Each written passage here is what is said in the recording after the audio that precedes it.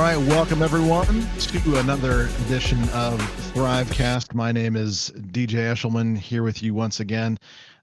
We are actually going to bring Mark Plettenberg on in a few moments, having a little bit of a technical difficulty. There was, as per usual, VPNs and things like that always seem to mess with things. So we'll bring him back on as soon as he is able. So if you see me looking over here, I'm actually looking for Mark. So it's going to be a lot of fun today. Pardon me. Goodness gracious. Not used to these early mornings, apparently. It's about 8 a.m. here in the United States. And there's Mark. All right. Yeah, I was here all the time. I could even hear you, but I figured you couldn't hear me. So No. how nervous were you? Like magic. I love it. Yeah, what a little refresh can do, right? Right? Yeah.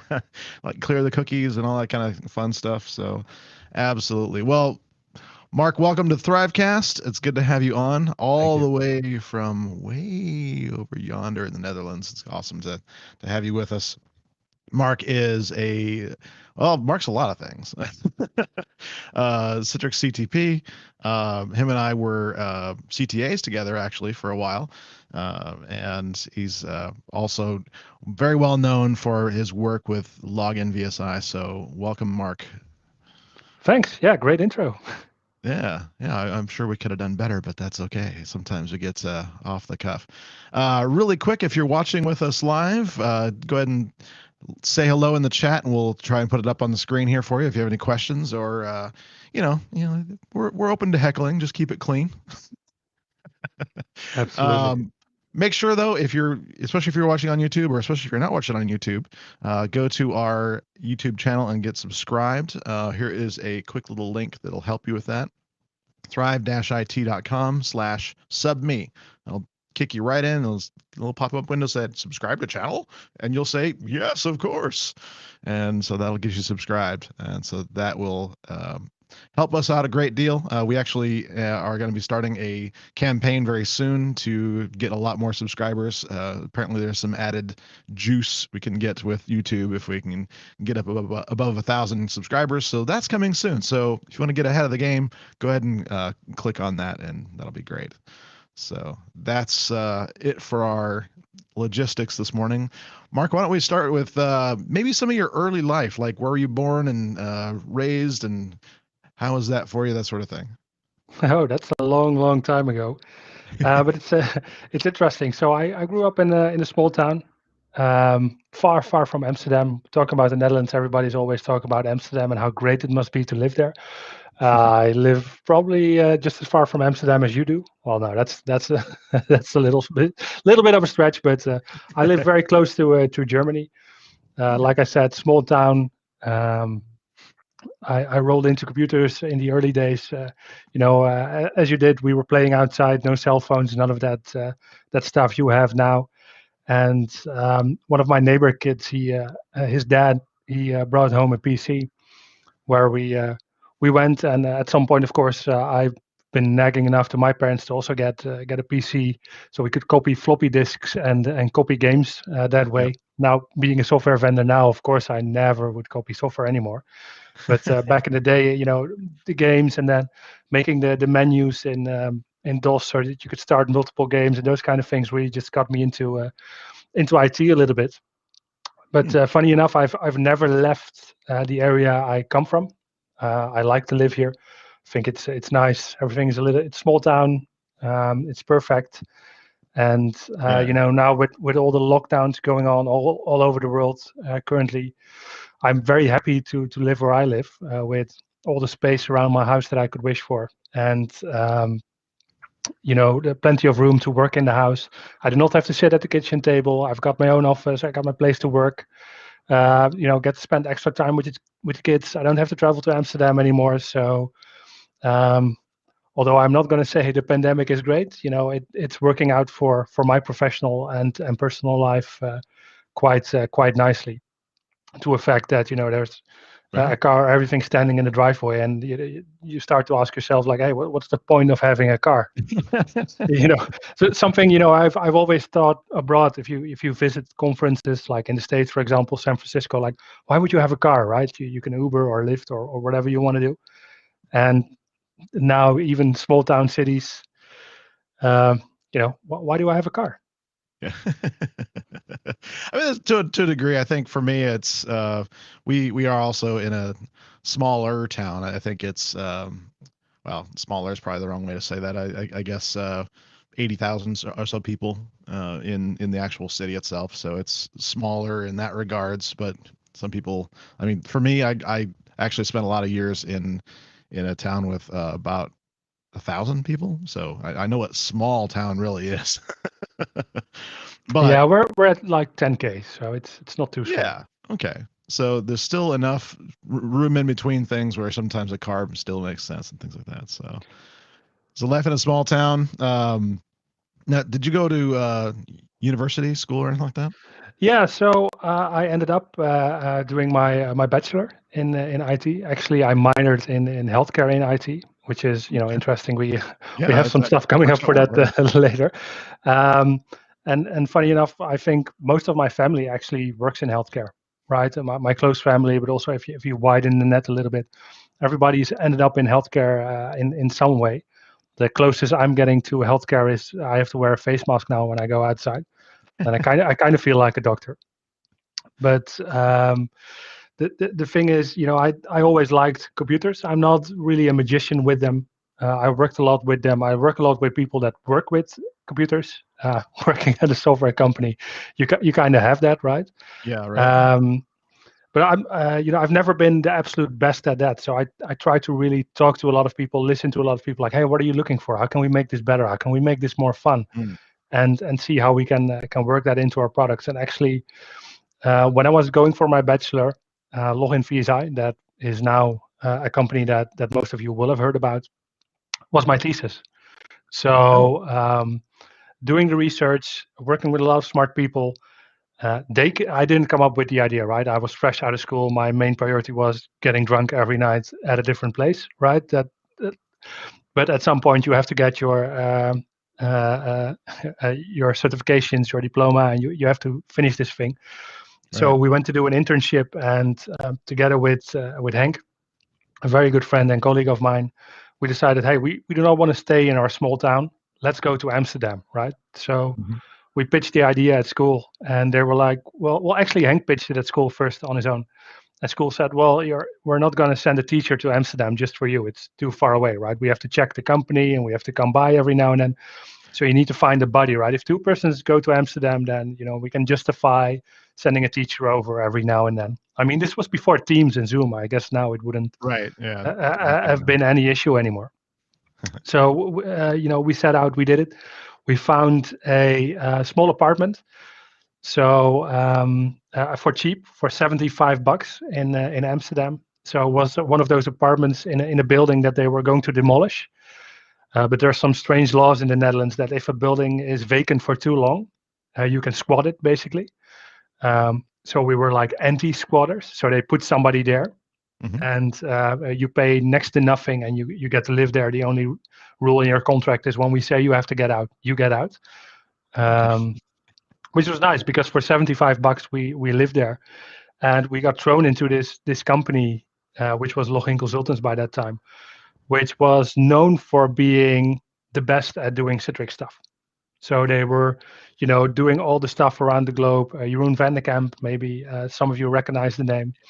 I do. He was Yeah. my mentor, and so we've been very fortunate with that, having strange visitors that by the time we started meant nothing to me.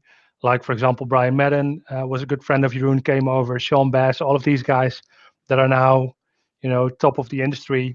I guess you can say that. We're just casually hanging around there, and it was a fountain of information that well, a fire hose of information basically that we could drink from. Mm, And so it was a really fast onboarding in the world of end user computing and stuff that you could do around it. And it set me on a trajectory to go around the world, right? We see each other at Synergies, VMworlds, Microsoft events, you name it, and we've probably been there at some point. And it's just great to get that kickstart in your career, right. Yeah. knowing the right people that they're experts in their field, but also they know people that know the answer, right? So if you're looking for somebody, they can always get you in touch with somebody, and everybody's helping each other. And I think that for me sticks the most. Like, hey, can you help me? Can you help me out with this? Yeah, sure, I can. It's really good times in the EUC community with that. Same with your invitation to join this stream. Like, hey, do you want to do it? Yeah, it sounds like fun. Let's do it, right? That's Yeah, exactly. the whole approach to this thing. Yeah, it's all good. So That's how that's grown a little bit. Yeah. yeah, cool. So I'm always interested in getting into the mind of folks a little bit here. So let's back up a little bit. What do you think? So obviously you were working with computers and around computers from an early stage. So what do you think it was that got you interested specifically in more of that end user computing side of things? Because there's a lot of different ways you can go. You can go, infrastructure, you can go databases, programming, uh, in front ends and things like that. So there's all these different ways you can go. What got you specifically interested in the end user computing side of things? Yeah, I have to say I never really trained for this. Also, IT as a choice for university was like, yeah, I'm kind of good with computers. I used to repair them for everybody that had my cell phone number. I drove a moped around town fixing PCs. Ended up working in the local computer shop, having no clue about end user computing, right? Just fixing one device at a time. At some point, I had to do my first internship. So in the Netherlands, you have quite a bunch of internships, which I think is Mhm. good, right? You get to learn Yeah. in practice. It was a healthcare facility with 19 locations, small locations, and they just had one IT administrator. And I was his intern, and he introduced me to the world of remote desktops, right? Just running bare terminal services. And, the first time it took some getting used to that. Rebooting a terminal server after installing something, not a great idea with, a lot of people on it.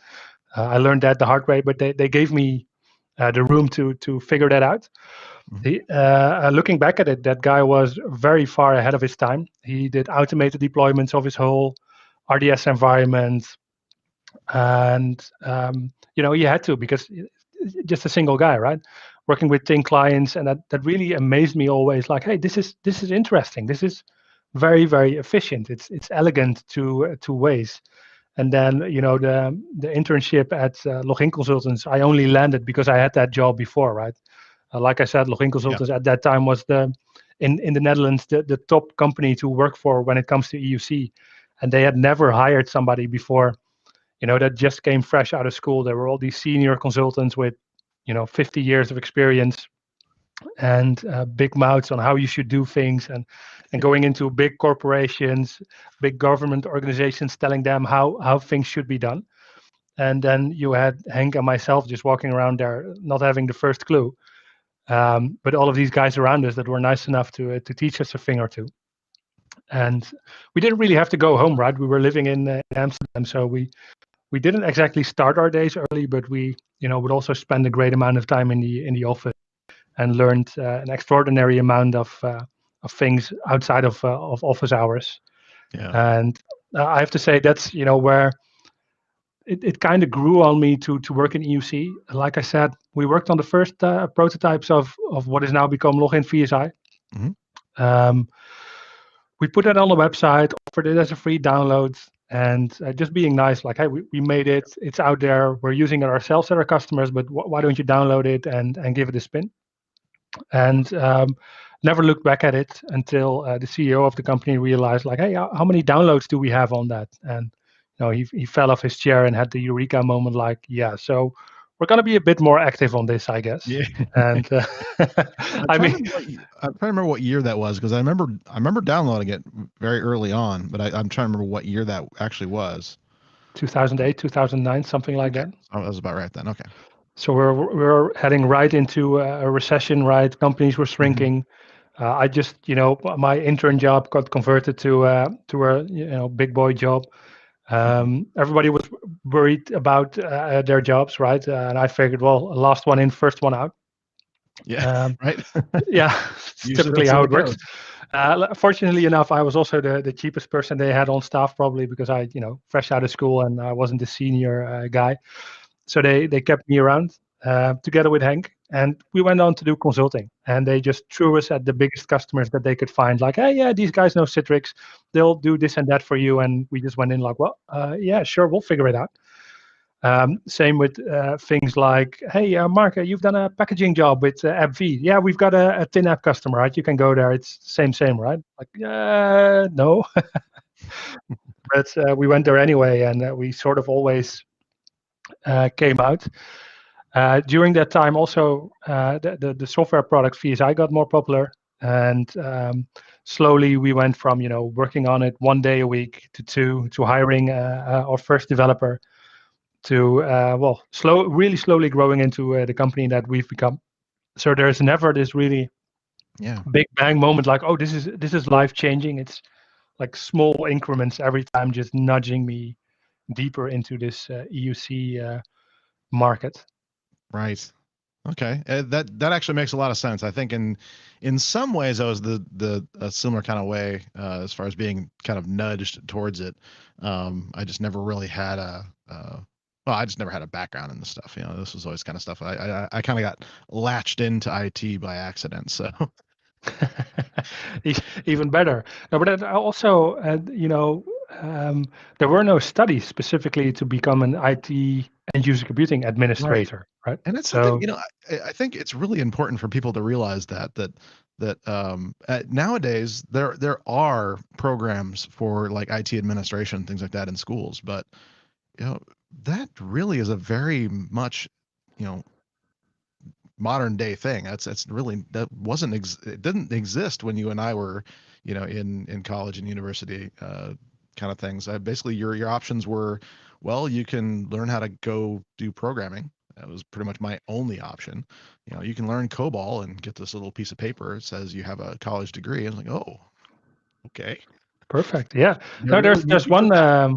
Yeah, there's actually one local college here nearby, pretty near to my house actually, that they run a specific EUC class, which is really cool. Oh, wow. So I always try to. I shouldn't be surprised by this. Is the honest truth, and it's I was just thinking about this morning that I have this vision of I'm just gonna have to get a bunch of you all from the Netherlands on all at once and figure out what this is, because if for folks that don't know, um, the Netherlands has this unusual combination of people that are influencers in the tech industry, especially in the end user computing space. So for you to tell me that there's now programs kind of doesn't surprise me, but it actually is really exciting. So I mean, is it something where is that like sponsored by anybody, like, or is that just something No, that's it's really in? a community college, so it's government funded. It's a normal study, like you can become a nurse or you can become an EUC administrator, and it's a legal, certified diploma, as they call it, and it's more of a in practice kind of study, right? So Right. the idea is you do that for a couple of years, and then you can roll into any organization, become a support engineer for EUC, maybe roll out a few VMware boxes, put Citrix on top, know your way around PowerShell. Really a firm basis to work with, and it's really fun, to work with those guys, and also every now and then pick an intern from that class. That's exactly Um, what I was going to say. I was like, that would be fantastic to be able to just say, okay, we have, whether it's, LoginVSI or any other these companies that are around there, just being able to say, well, we've got interns that could really have a great time and not, learn a lot, but actually just really get truly excited about what they're doing. That's really awesome. yeah, and it's their eyes open because most of the time they've not heard about our company. Hmm. So we're doing this story, and I've recently done it together with Hank. The story about all the major pitfalls that we've had for the last 10 years, so you can save yourself some time and probably shit ton of money as well. Right. Yes. So that always gets them enthusiastic, and then they get to know us, and, the company and the values we stand for a little bit, and you know if they decide to go to Amsterdam and take the internship, well, I guess that was pre-COVID going to Amsterdam, but their eyes open up even more because we are so entangled with everybody that's cool in EUC, right? With whether you're Right. talking, it doesn't matter. Name a vendor, right? And we'll know a guy that works there and can hook us up with some stuff. For example, half of our lab is filled with Cisco gear, right? So thank you, Cisco. Really nice of you to send over all the shiny stuff. Hmm. And then an intern comes in, and normally, your job as an intern is not to drop the ball, right? So here's this infrastructure. There's 1,000 people working on it. You better not break it. Now Right. they walk into our lab, and Please don't it's break like, this. how fast can you break this? Yeah. Oh, I love that so much. Where, My heart is where's the weak spots? Yeah, bursting with excitement out of that. yeah. So and it's always the latest technology, the latest versions. Like I recently had a girl there, and she's like, "Yeah, I tested this on this version of VMware," and I'm like, "Yeah, but that's 3 versions old." Like, Right. oh yeah, no, but I read on the internet that this was very stable. Yes, I believe that, but that's But not what we're looking yeah, for. Can you do the latest version, right? It's like, that's go awesome away. though. So now you know, and then that experience is actually, um, well, just exactly what she said. It's like, well, I read this on the internet. It's very stable. You get that opinion, and you can validate that. Which we'll get into talking about that element of things. So I think there's some lessons here that people need to learn that I definitely want to bring up as far as that goes. But just getting into that practice of, oh, okay, it's like that. Oh, trust but verify kind of a thing where we're saying, okay, well, yes, that's probably true, but is it true now? Is it true in my circumstance and that sort of thing? So yeah, that's really cool to be able to give people that opportunity. That's pretty rare. Yeah, and working with Dutch people, you probably know how nice and friendly we are when we are giving feedback. So you learn quick. Right? Yeah, It's there's very direct for a those that don't know directness to Dutch it people. that I also Yeah, very much appreciate. That yeah, I was actually really sad that I couldn't get over uh, to the Netherlands. That was actually on the list for this year. I think uh, I'm trying to remember when that was going to be, but there was going to be a trip this year. So I'm sad that didn't happen, but we'll have to make that happen. I think sometime.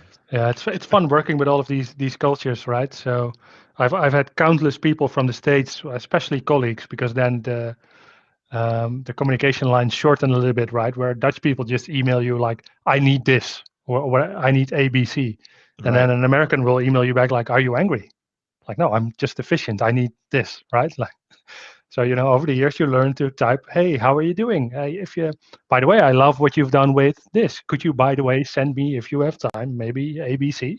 Yep. It's this culture map that goes all around the world basically, which is really interesting to learn.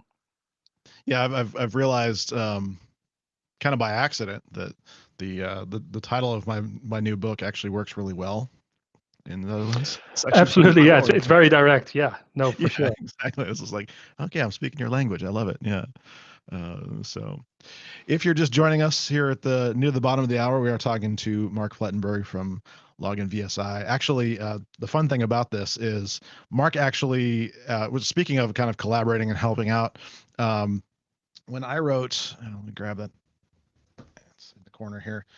When I wrote this first book, the Be a Citrix Hero, initially it was a three chapter downloadable ebook, and Mark and I did a webinar. Um, gosh, I think that It's a was long ago. 2018, something like that. It's a while ago. Yeah, Yeah, could be. it might have been 2019, but it was great to kind of collaborate on some of the the the things we were talking about in sizing workloads. It's actually chapter 3 in this book, and so it in fact, as part of the bonuses for that book, if you go online and register for those when you buy the book, there's actually a replay of that seminar available for those. So it's part of the program there, so it's kind of fun to Cool. have that. But tell me a little bit about. Oh, geez, I completely forgot. Hang on a second. This bundle is actually expiring in a couple of days, and I want to let you know about it, so people can get this book and all the bonuses, and the new book. Just do this. um, and a couple other things along with it. It's worth about $97. You're going to US dollars.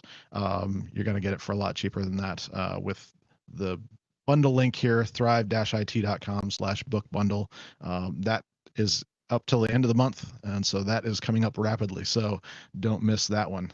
So anyway, had to throw that in there. That's kind of our little sponsored spot for the. No worries. So yeah, so talking of EUC in general as a concept and things like that, at some point there was either a and I'm trying to remember when you and I first crossed paths. I want to say it was um oh yeah, I want to say it was at some point when I was working with Citrix Consulting Services. You and I had a conversation, but I'm trying to remember when that was. I'm thinking maybe um 2013 or something like that. But at some point, you also got really well known in the Citrix area, Citrix space. How did that come about? Well, it kind of grew naturally also again. Like I said, I've always worked under the wings of Jeroen, the early days. And Jeroen was very lucky to have built a few companies. He sold a few Hmm. of them. So he started to work a little bit less. So I kind of grew into his role of presenting on the global stage a little bit. And the problems in VDI were also maturing. So in 2008, when we were making this on, God knows, Windows 7, Windows XP, the 2008 terminal service, we figured, well, this is nice for now, right? But there's no future in this benchmarking thing where you compare performance of platforms. It's like nice for a few geeks that want to do this, but there's no real future in this. Mm, Point being, we gave it away for free, right? There's just a right. few idiots in the world that will do this. Um, Very soon after we released for free, the whole VDI thing popped, right? So VDI became a thing. Right. Before that, it was just remote desktop services, multi-user operating systems. Hmm. VDI became a thing. Storage was a major issue, was a major pain. So every organization shifting to VDI, memory, storage problems. So we found ourselves to be in a really sweet position where we already had developed a tool for RDS that fit very nicely on VDI and could come up with very reasonable numbers. Right. Now, again, we thought, well, this is nice for now, but there is, what's the future in this? And fast forward to 2020, um, you're only getting more changes, right? So the number of changes an IT admin is getting every day is going up. Official numbers are, I think, something 87% every year. It's bizarre numbers because all of these Yeah. little companies, including ourselves, are going to like these 2-week release cycles. Windows as a service, Citrix with a few big updates every year, per quarter. But not just the Citrix, also your Office, your other applications, your NetScalers. So, keeping your environment and your applications in a working state becomes a lot harder, right? Now, funny enough, we already thought RDS for now, it's getting less important, right? But now Microsoft threw in Windows 10 multi-session, of Right. course, only in Azure. So the whole game starts again for us. Like, okay, so now you got to figure out instance sizes. You have multiple Yep. users on a machine Yep. again. Yep. So it's sort of the gift that keeps on giving. Where in 2008 we were very immature in this market. I dare to say that in 2020, it's still not very mature the way we're doing VDI, and it's only now that people are really looking into doing things in an automated fashion, right? How can I do this Right. on a larger scale? And a big part of automation, luckily for us, of course, is testing, right? Yes. Yeah. It. And Yeah. go ahead. We should probably back up a second and just really nail down kind of an important Sure. thought here, and that is that again, we're all learning this as we go. I mean, there's no, I can't say there's no books written. That's not correct. But um, we're all figuring this out, and the modern release cycle and things like that. This has been within the last year and a half, really. That's been truly adopted and things like that. And so the need to have a good, solid plan, solid, methodology is kind of really important now that we're really getting to these rapid release cycles. And so one of the things when Mark's talking about testing, there's a there's this notion that just throw it up and see if it sticks. Well, in end user computing especially, that's a really dangerous notion. In fact, I want to put this up too. We do encourage you to register and join us for a healthcare symposium that is happening in December, and the link for that is thrive-it.com/120220. And so that is how you can get Next registered week? for that. What's that? It's next week. Yeah, it's coming up super fast. I'm super excited, but we're going to be able to talk more about these kind of issues where in things like healthcare, for example, this is a huge problem because you can't just throw things up and hope it's going to work. Literally, lives can be at risk if you don't do this properly, if you don't have systems that are solid. And so just, you know, there's a Windows update or whatever, or sometimes even software updates. Yeah, let's just, put it up there and hope it sticks. That really doesn't fly, and especially in places like healthcare where you have a high amount of risk, not just in like the usual information security and things like that, but it's one of those few times where you have literally people could their care could be impacted, or in some cases even in like emergency departments and things like that, you could have life-threatening problems if their IT systems go down or whatever. And the other part about this that I think people don't think about a lot, and they should, is just how systemic problems can be. I mean, you and I are, been doing this long enough to remember that something as simple as a print driver that being bad on a system could really take down like an entire network. It's like it doesn't take much to really, you know, um, take things No, down. and you have to realize that Windows 10, for example, is designed as a consumer operating system, Hmm. right? It's not designed for the enterprise, right? Windows Yeah. Server is designed for the enterprise. There's almost nothing in there that you don't absolutely need. Windows Desktop is a completely different beast where there's all sorts of things in there that as an enterprise you don't really need. Now, I'm not saying that as an IT admin you should prohibit people from playing a game or going to Facebook. I don't think that's the point. But there's Right. so much stuff in, well, it's just to hire, educated people. And, if they need a distraction every now and then, that's fine. But um, there's so much stuff in Windows 10 that actually, prevents it from performing well. And now that we're throwing a lot of these people on the same CPUs, on the same hardware, where if you lose, with an update, 1% of CPU for a user, that doesn't Mhm. sound bad. But if you have 100 users on your machine, on your CPU, it kind of becomes a problem. And then coming with that is the notion that large corporations are slimming down their QA departments, Yes. right? They're pushing QA out to the consumer. Only the consumer in this case is your hospital that is doing a VDI environment with a bunch of business critical applications while fighting a pandemic.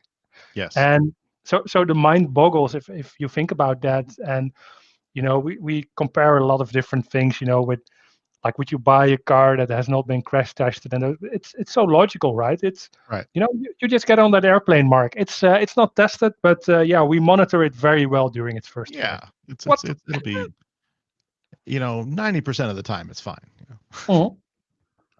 I dare to say it's 99.9, but you're doing so much changes that one is going to slip through, Yeah. and it's a dangerous game. Yeah. If you're a small shop, I'm not saying everybody should spend all this time on testing, but at least automation and being able to produce a backup scenario really quick, right? Hey, Yeah. today my systems fail. What am I going to do?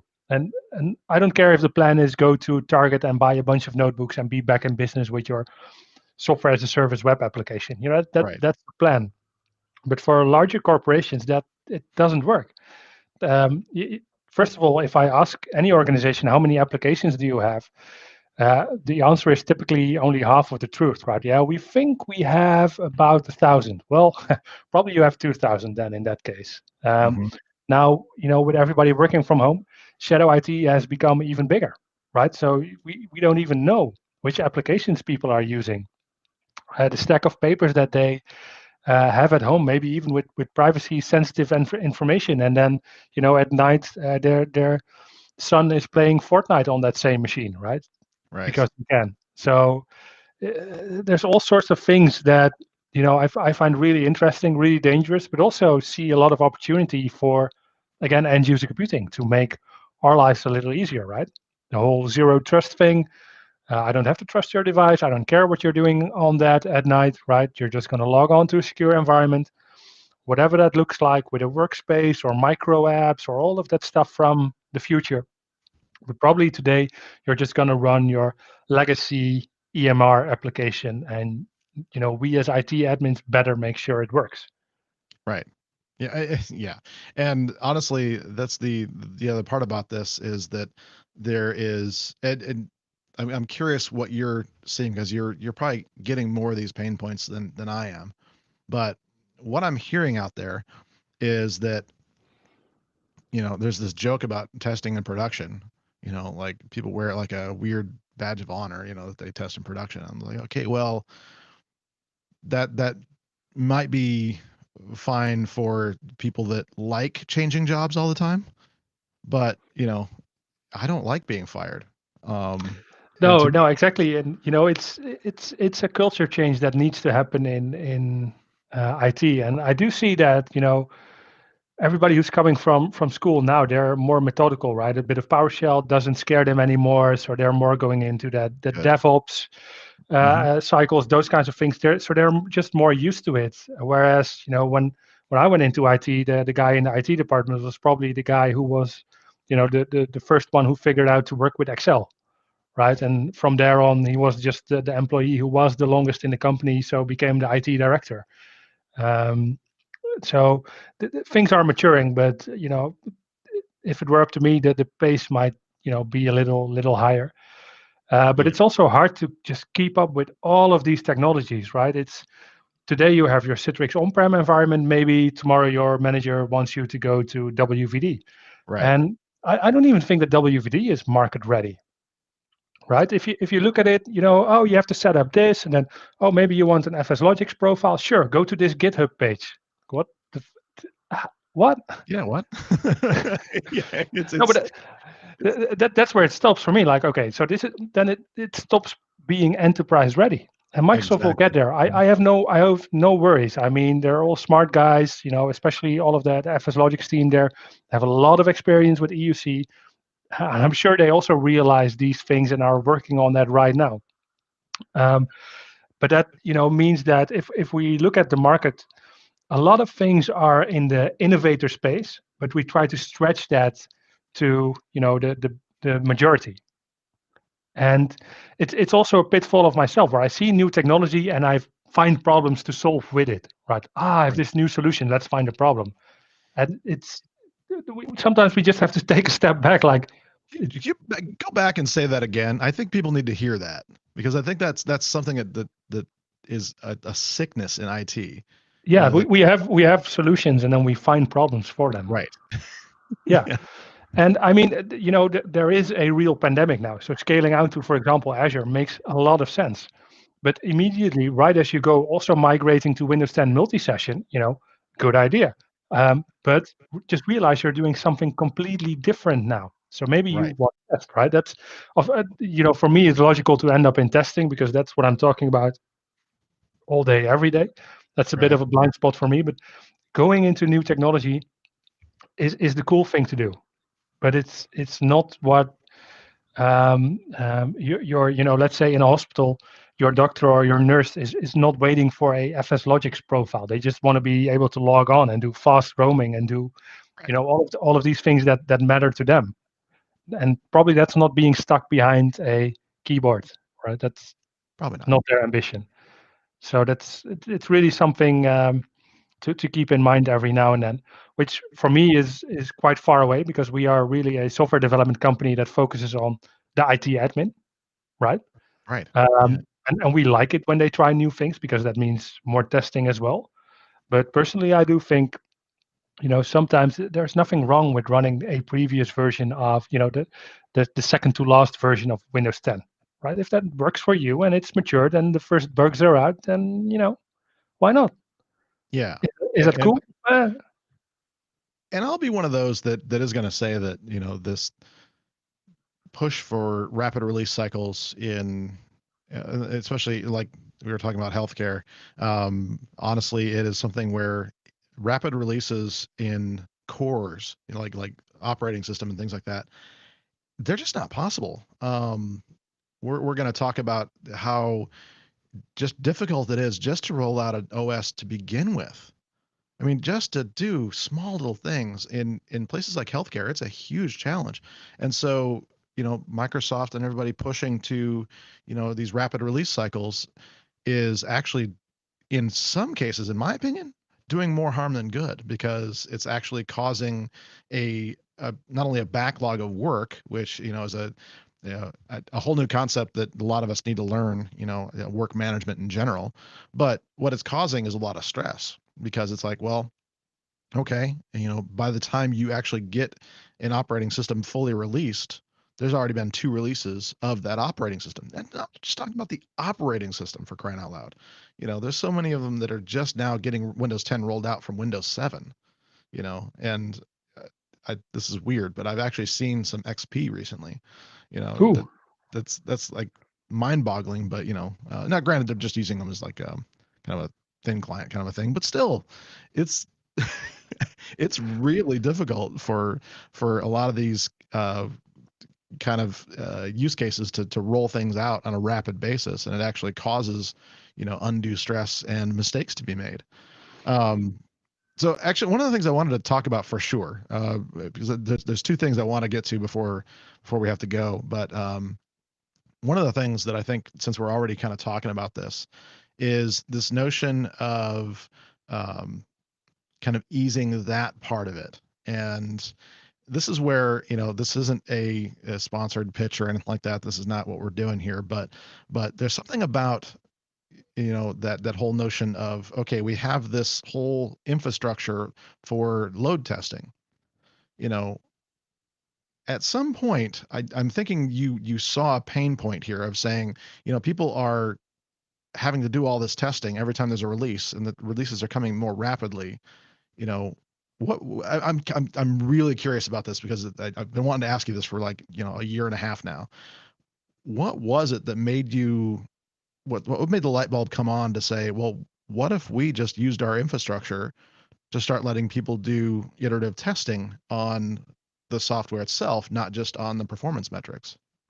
well, luckily enough, that's really driven by some of our major customers. So, as many organizations, we classify our customers in their maturity. Maturity Mhm. models widely available on the internet, of course, and you can scale them from having no clue what they're doing to what we find the cool guys who have automated everything from the deployment of the operating system to the deployment of the application to the doing the update and being able to basically trash their whole environment and building it up from the ground on again. And this is Yeah. actually, going back to the consultancy days in 2008. We've actually already had a product that did this, which existed many years before that. To this day, uh, I still don't understand how that product works. It's so complicated. It's not complicated to use. It's just complicated to explain what it can do, because it can do anything, because it automates stuff and it entangles with everything.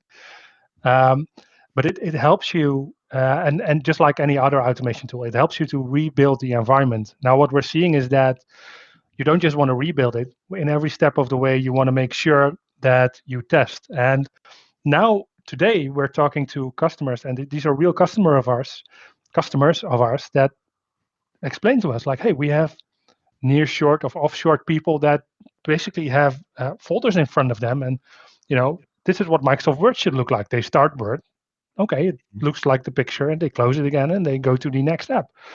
And there's maybe 500 or 5,000 applications in there.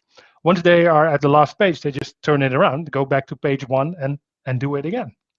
Now, in essence, what our customers asked us there is like, hey, you have this whole load testing thing, and it does the same thing with applications. Can we just do a load test and then get a report afterwards that it worked with one user? Yep. So we told them, you're idiots. Why would you do a load test with one user? And they explained to us a few more times why they needed this. And we said, well, this actually makes sense. So Right. this is actually one of the projects where, we took a step back and we did the reverse approach. So we first made them a report, right? Like, if we could show you this report, would you be happy with that? And they said yes. And they actually pitched in with the development of the prototypes, right? They were so happy to see that they could help the teams that were doing these tests, because these teams simply could not keep up. It was not scalable to hire 10 or 20 more people to do this just to keep up, right? That they reached the point where things were just going too fast. They needed a 10 times better approach rather than just, we'll hire another guy. And we prototyped that with 2 customers, and it was so close to what we did already that we've basically copied our product and made a separate version that did that. Became successful. We didn't want to keep 2 products around, so we merged it back together again. Yeah. So now, if you look at it, it's in pre-prod, we really tell you a couple of things. First of all, do all of my applications still work? And it's one of those things where everybody says, yeah, we just make a small change. All of my applications still work. Ha. Well, we'll see about that. So there's always, you do an update to, I don't know, Java, right? Or something silly, and some, you break 10 other applications. You fix Yeah. one, break 10 other, and like, oh yeah, but that application is not important. They only use it once a month. Well, they use it once What? a month to do what? Oh, pay salaries. Yeah, that's not important then. It's just to Yeah. set the stage, like, yeah, it could, even though it's not used a lot, it could still be important. And the fact that you know this early on gives you the time to resolve, right? Rather Yeah. than getting the phone call like, hey, we need to pay out the salaries this afternoon. By the way, it's 2 o'clock already. You better fix it before 3 o'clock. Right. It relieves a lot of the pressure. So that's pre-production. Really, there's a step before load testing. If stuff doesn't even start, Right. why the hell load test? There's no Yeah. point. It's If like, half of your applications have gone to shit, then good luck with what's the that. point? Yeah. Yeah. And honestly, I think that I think of, and I won't mention the name of the vendor. That'd be wrong. But there was a EMR vendor that was kind of working around things, and so instead of using like or requiring a full version of Microsoft Word, they actually figured out how to use the Word viewer, where whatever it Mhm. was. Well, not thinking about it, somebody had a plugin for that or some sort of thing. It was like a document management thing that plugged into that executable. Well, it broke the EMR completely, and so, all of a sudden everybody was down. I came in the next morning and, people were like, grabbing me by the collar and saying, it's not working, what did you do? It's like, I just did an update to a plugin. What?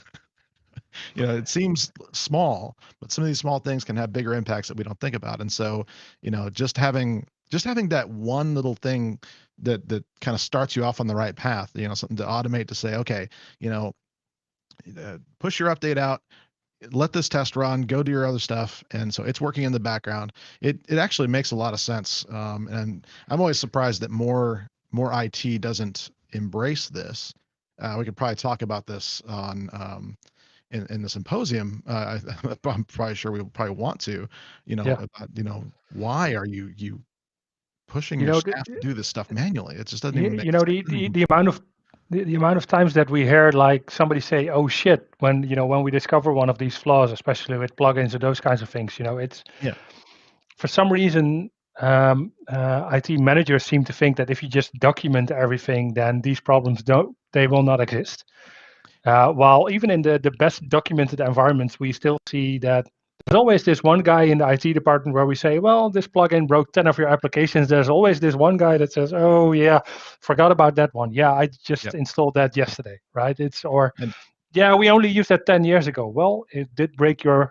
application today. So, Yeah. Congratulations. yeah, we can take it out or keep it in, or, that doesn't matter. But the matter of fact is it's there, and um, it's actively breaking stuff. And it's, Yeah. if you buy a computer today at Target, in a year from now, if you don't maintain it, it will also become slow, right? And for some reason, people seem to think that their VDI environment is, it's perfect. It's not getting slower, and there's absolutely no reason for it to, stay performing, have all of your applications working if you don't care for them, Yeah. right? You have to check in on them. You have to, you know, be proactive on fixing things and finding problems, making things better. And again, I think that's really more of a thing that we as IT people in general, we have to be more proud of what we make. Like, ah, yeah, I've made this VDI environment, whatever, Right. it's down for an hour. Where, if I talk to some of my, friends who actually make things with their hands, right? They show it like, oh, this is this beautiful piece. Maybe it's, in metal or wood or whatever. And then there's a real sense of pride in there. But in IT, it's always like, yeah, I made a bunch of scripts. It'll probably work. It's fine. I copied them from GitHub or Stack Overflow, so it should be good. Yeah, and we talked earlier about the intern discovering that, even though the internet said that, something was stable, it was actually, out of date, and in that particular case, if I'm thinking of the right thing, it's actually not even safe to run. But yeah, we tend to just do that. We just tend to look through the fastest solution to the problem and move on to the next because there's so much pressure, Yeah, so much. yeah. You have to realize that you're building a snowflake, right? Every VDI Yes, environment, every EUC environment is it's all unique. different. Yeah, There's none two alike.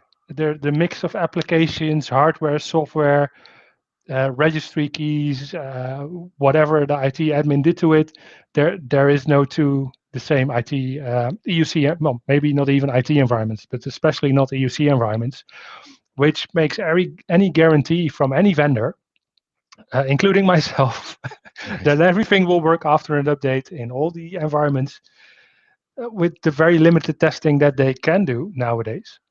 It's not going to happen. Yeah, it's ridiculous to think that it's just, and this kind of comes into another thing that I definitely want to say is that not all automation is healthy, and we see this because like you said, it's like grab something from GitHub and stuff like that worked for 5 people, so therefore it must work for me, and you just put it in and automate it, and there's not the due diligence done. With this style of testing we're talking about, where we're automating testing, it's not foolproof either. There's still procedures you need to go through. What we're talking about is kind of reducing the impact on your day to day, and it's weird. There's this other sickness that I think is going around IT, and you can tell me if you've seen this or this resistance that it's almost like fearing the robot invasion or something like that, where it's like they're gonna take our jobs. Oh no, I won't have and this feeling that you won't be valuable. And I want to actually spotlight this a little bit and say that embracing things that are tools that are helping you do your job more effectively, you know, you might be doing you might be perceiving that that's doing less of what you should be doing, and therefore that you are less valuable to your company. Nothing could be further from the truth. If you're embracing things that are actually making you more effective in what you're doing, you're actually much, much more valuable to your company. And so I want to actually highlight that with people and make sure that they know that, that's actually a big core tenet of your mindset that, is one of the things we talk about here.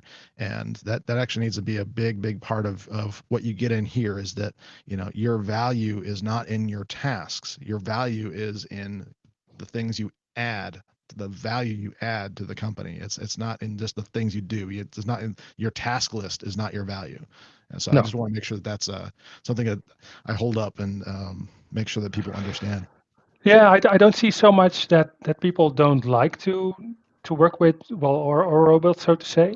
But it takes a little bit of time to set it up, right? And it's the we don't have time to improve thing, Right. rather than I hear that too.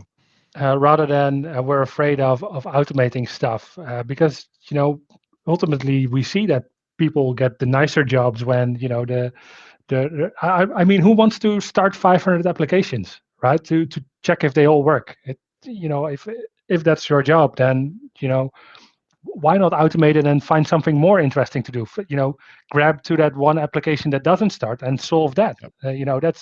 That's worth a lot more than just being able to start 500 applications, because I can guarantee you that there's somebody else that's going to do it for a cheaper price somewhere on the world.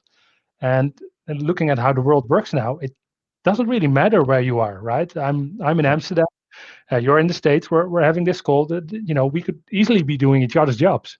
Yeah. There's nothing stopping us from doing that. And there's also nothing stopping my boss from getting a cheaper version of me in some company if I was just starting and stopping applications. So, Yeah. use technology to your advantage, to speed up, to take out the repetitive tasks, and in general, just also to improve quality, right? Yeah. Do the important work.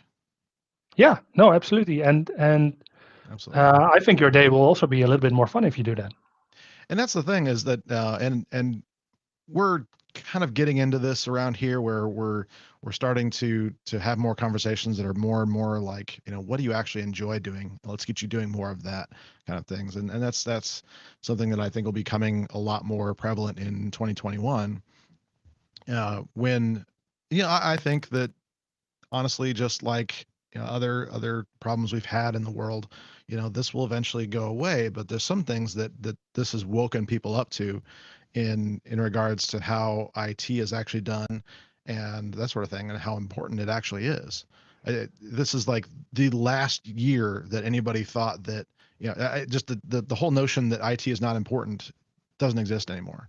It's very obvious at this point that you know IT people saved the world this year, and I'm going to say that in a literal sense. I don't pull punches with that. It really is that people that are working in information technology are the reason the world is still running right now. It's one of those weird things where, we would have just been completely reset and shut down, and all the global economies and everything like that would have been much much worse off. So But your even through, all the chaos, I have more time now. I don't know if the same That's happened exactly. for you, but Yep, yep. I mean, the whole world is on here, dude. fire. No, the whole world is Absolutely. on fire. But this Yeah. morning, I spent time in my garden fixing. I live in an old house. I fixed some wooden piece that goes in front of a window. Right. Right. Spent the And whole morning doing that. Why not? right, and it's because that is valuable. That's important. And if we spent all of our time chasing after things that don't matter as much, that's not really a valuable way to live, much less work. So, absolutely. Well, I tell you what, let me ask you this, because we're at the top of the hour here. Do you mind sticking around with us for, Oh, another no 15, worries. 20 No minutes? problem. Yeah. Awesome. Cool. So if for some reason you got your time zone wrong and you're just joining us, we are with Microsoft. Microsoft. Oh my gosh, what is wrong with me? We are with Mark Plettenberg from LoginVSI. We are talking about life in general and all kinds of fun stuff. And so one of the questions I had was, walk me through what made you decide to go ahead and be a Citrix Technology Advocate or CTA, and then later to a CTP. Walk me through that part of the process. So that's interesting. So I've worked my whole professional career at the same company, Hmm. and I love this company and the people that work at it. But you also have to look around, right? So I came to a point in my career where I was like, so I'm doing this for a couple of years. Do I want to make a move? And the time Christmas of the time of reflection is coming up again, and Hmm. where everybody starts to question all of their life choices. And for me, I realized that I've been very passionate about doing product management stuff, making software, figuring out what people want to have and how that should look. But to the outside world, I'm this guy that apparently knows a thing or two about Citrix or Microsoft or VMware for that matter. And so I wondered, like, should I do maybe a course in product management so I have some certifications, or should I do a course in Citrix, because I think my last certification with Citrix was like Zen Server 6.0 beta exam, something like that. So that wasn't really helpful Laughing anymore. because that's me too. Yeah, so that wasn't really helpful anymore. So I don't know exactly where it came from. Maybe it was the Dutch Citrix user group, where I think they have 200 volunteers who are CTP. And I figured, like, hey, it might just be easier to get into these things. Hmm. So I started with vExpert because honestly, at the time, it was the easiest one to just get into. I wrote a whole bunch of blogs that referenced VMware, and Sure. somebody there decided that that was enough to get into the club. But from there, I could use that as a stepping stone to get into conversations with Microsoft. And I have to say, Microsoft was a lot harder to get into, but I had also nothing to gain or lose. I was doing it for fun, right? Ruben Sprite, um, most people in the UC will also know him. He actually submitted my name. You need a buddy that sort of says, "Well, I'll submit your name into this." Yeah. I got reviewed. I got denied a few times, and at some moment they said, "Well, the whole mentoring thing that I had going on," and we started to do some other stuff with VSI that was far from what we needed to do as a software company. They said like, "Hey, we like where this is going," so they gave me this award, and then I could use that again as a stepping stone for Citrix, where once I applied, I figured like, I know a whole bunch of ex-CTAs and well, only ex-CTPs. The CTA program didn't exist for so long. Right. But I just listed all of the ex-CTPs that I knew at other companies. Like, hey, I've worked with, I don't know, Sean in the past or Brian in the past, and but I'm not applying to be a V expert. I would really love to be a CTP. And again, I was doing this for the reason of not being able to, or not being able, not wanting to study for theoretical exams. Right, this was my ruse to get around that. And I have to say, it's funny I got in. I love being in there. It's not an issue, but it's also it doesn't define me. Right. Whether I have the title or not. If you go to my LinkedIn bio, it's absolutely not the first thing that you're going to see. It's it's something I wanted to have in my back pocket just in case I needed another job. Turns out I did not need another job, and but I keep them around because there's a lot of nice people to work with, talk to, and it also brings opportunities sometimes. Speaking opportunities or mentoring opportunities, and I love those. Especially the mentoring is awesome. Right. Yeah, and I think that's another. Well, obviously, that's one of our core tenets here, is that mentoring is something that's really kind of crucial to not only. It's funny, and you might be finding this too, that it's not just being mentored that's valuable. It's mentoring that's valuable to the mentor. Yes. That process is not just fulfilling. You actually learn a lot in doing so, and so there's just something about sharing what you know, but also there's something about helping people guide their path, which is what a mentor does. And so there's a valuable thing to that, even to the person that is doing the mentoring. So that's really awesome. Yeah, absolutely. There's, it's for me, it's something on the side. I don't make money with it. I don't want to make money with it, but I enjoy it a lot. And yeah, you can almost wake me up in the middle of the night, right? With those kinds of things. And I think that for a large portion of those groups we mentioned earlier, those are the kind of people that really want to help others, Yeah. and that defines them. And it's not I don't have the first clue about a NetScaler, for example, right? People are like, "Hey, you're a CTP, so I have this NetScaler." Yeah, great. Yeah. I don't know. Good I for think you. that's not the name anymore, but good for you. Yeah, Yeah. congrats. How's that working out for you? I've got no clue. It's also I'm in a very fortunate position to work with all of these vendors already professionally, right? So Hmm. things like roadmaps or new products coming out to test with, it comes as a business thing to me anyway, right? So it also doesn't really excite me to get the latest version of Citrix with whatever new feature. Yeah, okay, Hmm. great job, guys, thanks. Yeah. Um, it's not really shocking. While if you talk to the people behind the products, that's very interesting, right? Why did you make this? How is it impacting you, and what do you think it will do in the market? Yeah. So making that map of the world of today, and trying to figure out together with other people what does the map of tomorrow or the future look like. Right. Yeah, and yeah, I love that aspect of it too. Just kind of thinking forward and like you were saying earlier, not being the, solution and in search of a problem, but actually being a, you know, in the business of actually looking for things and saying, you know, there's this issue going on here. There's this thing, could we could we figure out a solution for this either ourselves or direct the vendor, and Citrix in this case, or VMware or whoever, to say, you know what, this is probably something, this is coming up, you probably should look into this, and here's why. In fact, one of those things where I talk about in the book, the magic paragraph, which is, state what they're doing, state why that's bad, state what you should do, and give some references, and that sort of thing. Is really useful when it comes to talking to a vendor. So if you're in that position, there's a little free tip for you there.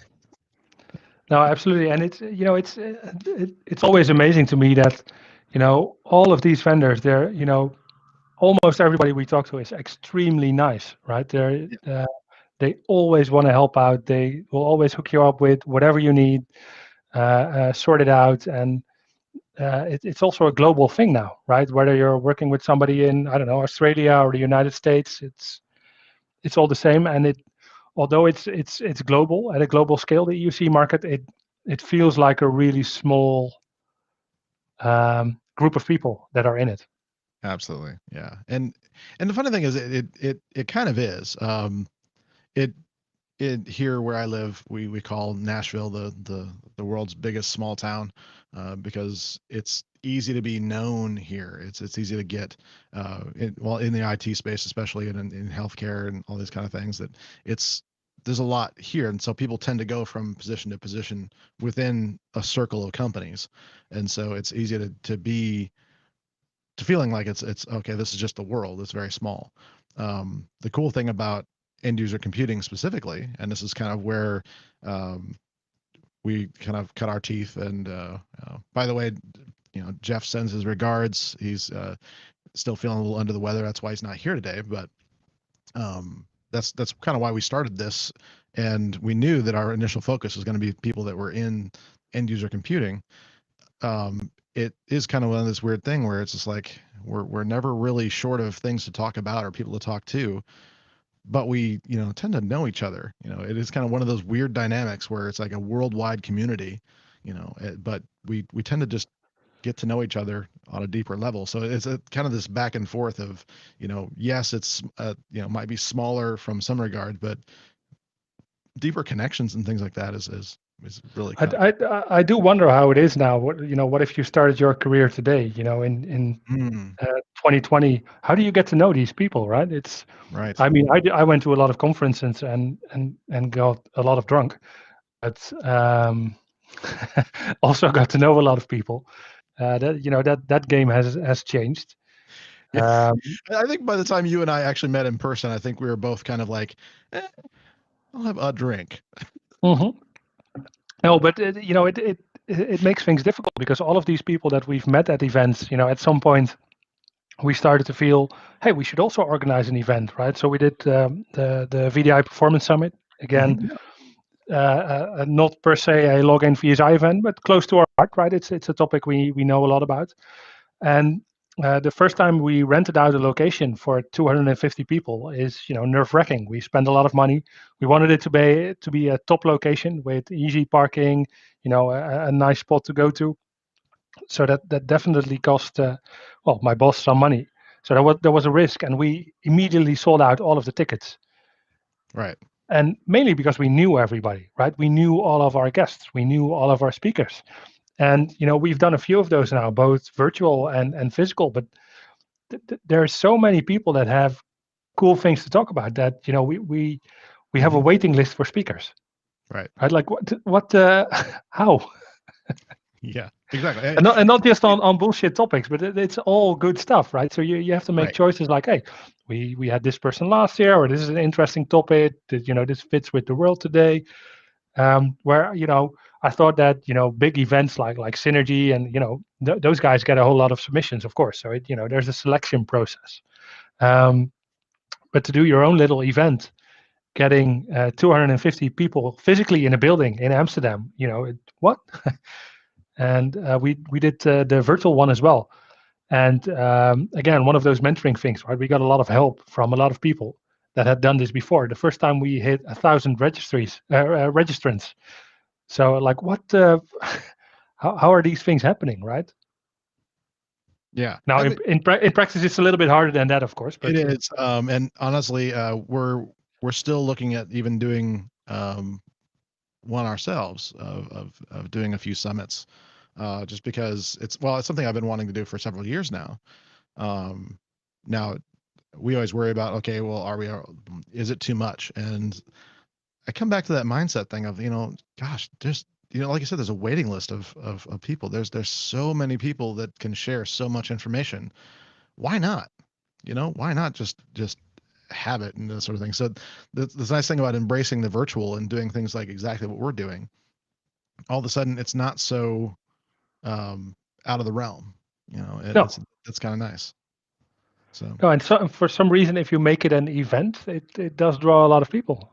right, and that's something that we're looking at too. Is like, look, this might be a good way to increase our serve, I guess you could say, and let Yeah. more people have the stage. It'd be really fun. I did have one final question for us to kind of dive into, because I think this is something where um, people don't always understand how other people's jobs actually work. And so what I want to do is spend a couple minutes and just take us through, what does your job actually entail? Because obviously you were, pivotal in the founding of LoginVSI and things like that. But what does your job actually entail now? So I'm typically around problems. Whether that's a good or a bad thing, I don't know. I still have a job, so I guess I'm on the good side of it.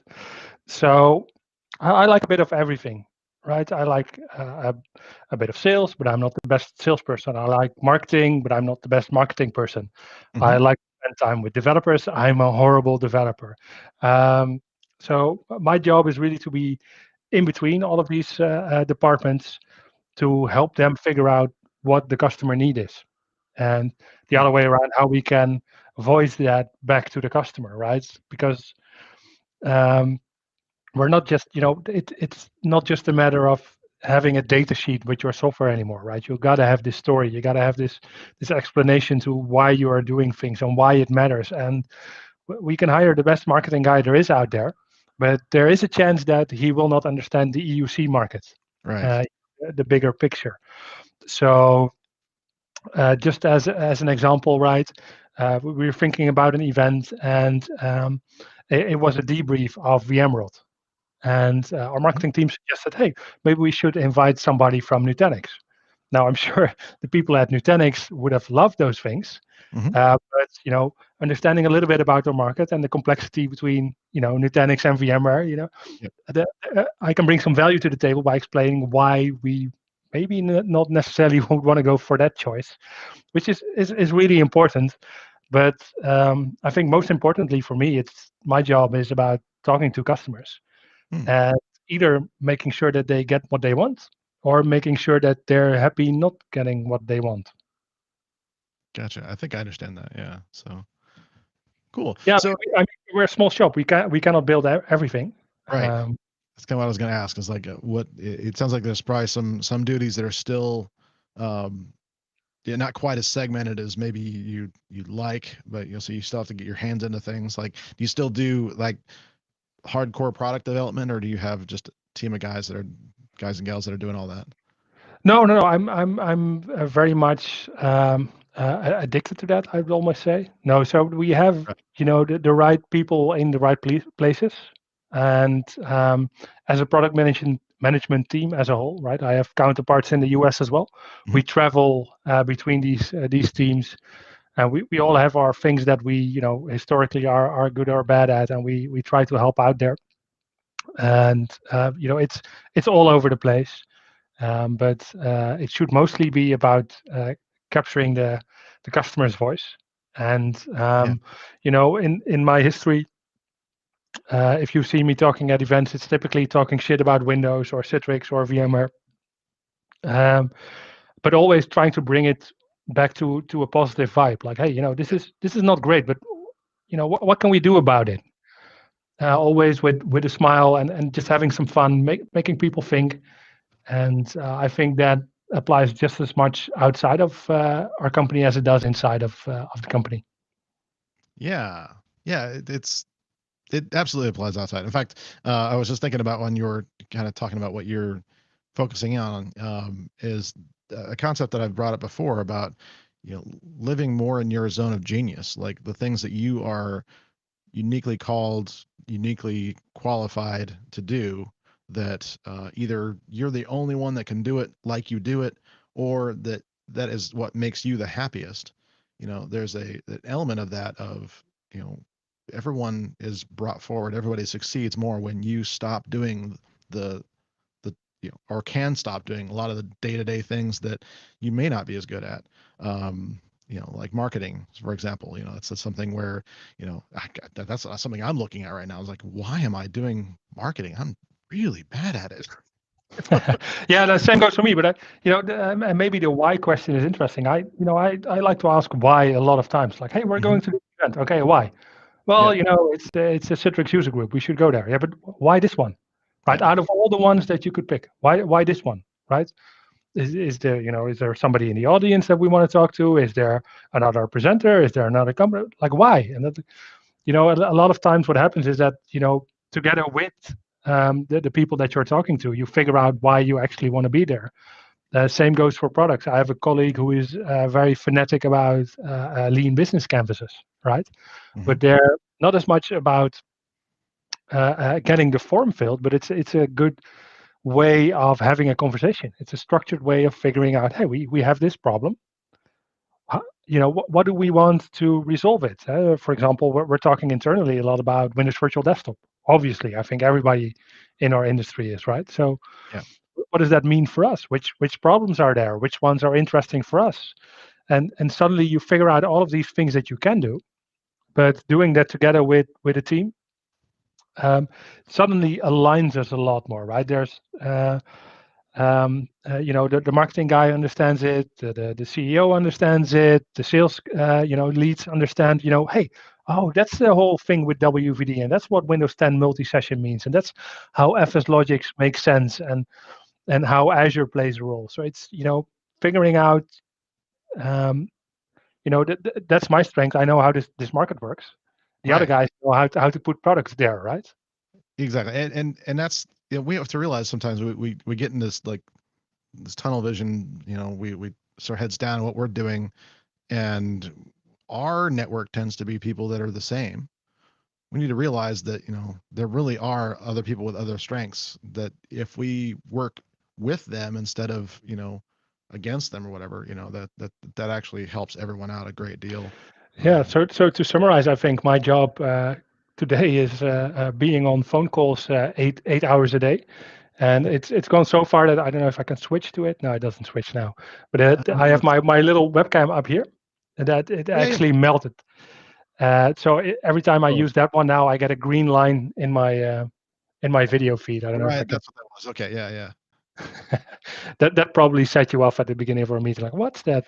Yeah, I was like, what is that? Yeah. If Yeah. we go to this, see that's the honest way I look during the day. So you see, the Corona melted my webcam just So because something like I'm on calls all day long. that's awesome. Yeah, yeah. I definitely get it. I've been doing less of that lately, thankfully, but definitely, yeah, on camera a lot more than I ever thought I would be, for sure, for sure. Well, let me, just in kind of in closing up here. Um, yeah, I had a brilliant question, and I kind of just for some reason just escaped my mind. So, I'll just say that Spencer says hi. Oh, hey Spencer. Yeah. And I want to remind everyone just before we go, that we want people to attend the LoginVSI Healthcare IT Symposium. Now, the reason why I say this is that it's not just IT people who want to attend. What I want you to do is take down this URL, and it's because it's easy to remember and easy to type in, thrive-it.com/120220, and send that to your boss, because we really want a lot of people that are in IT management to be attending this forum. This is not going to be a technical discussion. This really is much more of a, hey, you know what? Here's some challenges. Here's how people have worked around this, and be a resource for IT management especially. And so that's something I definitely wanted to make sure we get out there, and so I really look forward to seeing you at that event. Yeah, and I don't know if you noticed, DJ, but yesterday we added another speaker, and they Yep. actually did the whole IT environment for the NHS. So that's the National Health Services in the UK. I think it's Yeah. one of the biggest employers in the UK, actually. And he's going to speak on behalf of what they did for that project to make sure that people can do their job during a pandemic.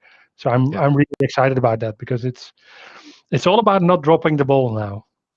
Yeah, and honestly, there's things that I've been saying, since January, since February, that time frame, um, that are now coming to be. Oh, so always listen to DJ. But no, I'm just kidding. Just do Uh, this. yeah, honestly, yeah, exactly. So, Mark, it's been a pleasure to have you with us today. Any final thoughts? So no, that's no. I think we had it all. Just Yeah. hoping everybody is safe and healthy.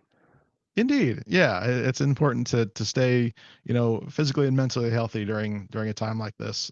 It's super important. You can see Mark and I are both standing. It's very, very important.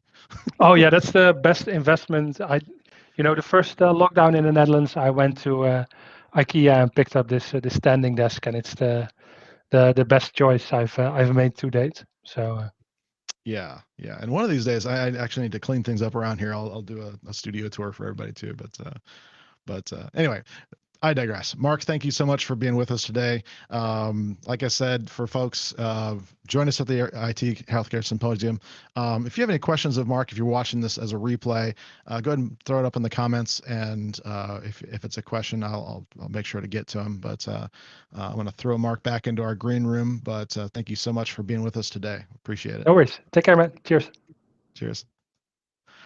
All right. Well, thank you so much for being with us here today.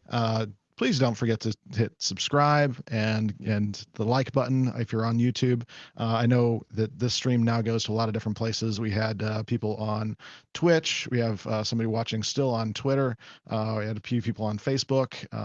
So it's going to a lot of places now, which is really awesome. But we really do want you to actually go to our YouTube channel and get subscribed there, just so you can always know when the content's coming up, because we like to change it up. Obviously, this is a odd time to do our live broadcast, but sometimes we have guests in Amsterdam and it's 2 o'clock in the afternoon there, and we don't want to just keep them up all night. So we change it up every now and then. So make sure you get subscribed so you know all about that. But appreciate your time with us today. Thank you for sharing part of your day with us. And if you ever have any questions or anything like that, just drop us a line and we'll do our best to get with you. Have a great day. And in whatever you're doing out there, make sure you're doing what you can to leave it better than you found it. Cheers, everybody.